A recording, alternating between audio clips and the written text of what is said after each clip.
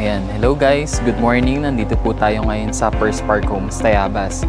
So kung makikita nyo po sa aking background, so yan po yung mga model houses natin dito sa First Park Homes, Tayabas.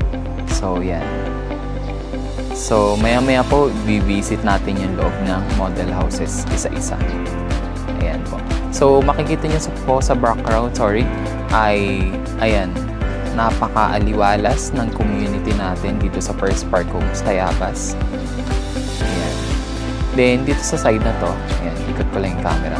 So, makikita nyo dito yung playground natin dito sa First Park Homes, Tayabas.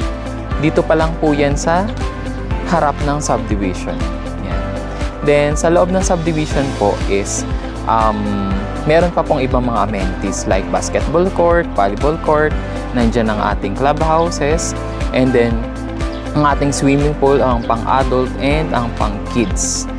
Yan. Tapos may bike lane din doon sa loob.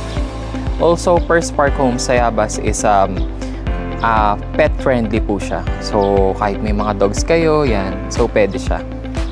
Yan. And, syempre, be responsible din po sa ating mga dogs and cats para for safety din ng ating mga homeowners. Ayan.